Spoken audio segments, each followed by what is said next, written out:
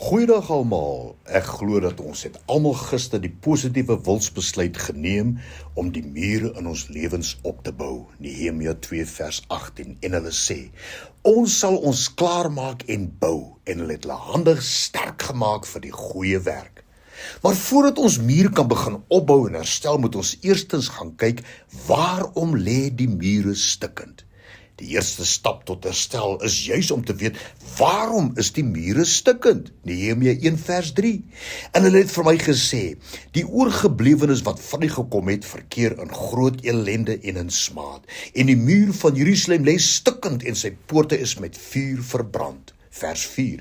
En toe het ek hierdie woorde hoor, het ek gesit en ween, en ek het dae lank getreur, en ek het gevas en gebid voor die aangesig van die God van die hemel en gesê, ag Here, God van die hemel, grote en gedigte God, laat u oor tog opmerksaam en die oë oop wees om te luister na die gebed van u knegt, terwyl ek die sondes van die kinders van Israel bely wat ons teen u gedoen het. Ook ek en my familie het gesondig. Vers 8 en 9. Dink tog aan die woord wat u aan Moses u knegt beveel het.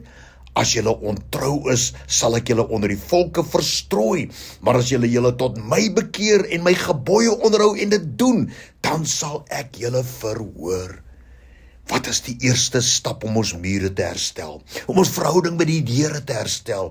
Ons moet teruggaan na ground zero. Maar wat beteken hierdie uitdrukking ground zero?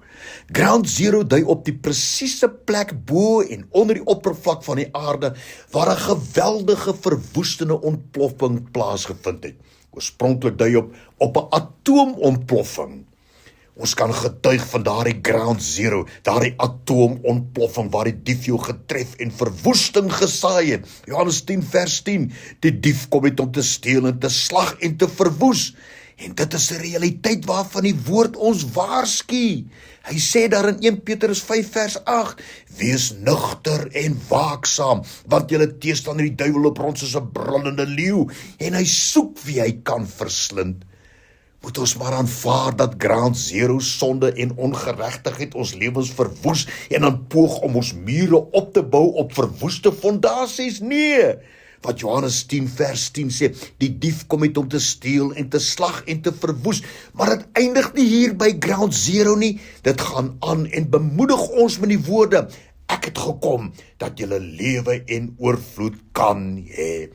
1 Petrus 5 vers 8 eindig nie op ground zero nie, dit eindig met die woorde, hom moet julle teestaan, standvastig in die geloof. Ek wil hierdie oordenking afsluit met dit wat ons lees in Nehemia 2 vers 20.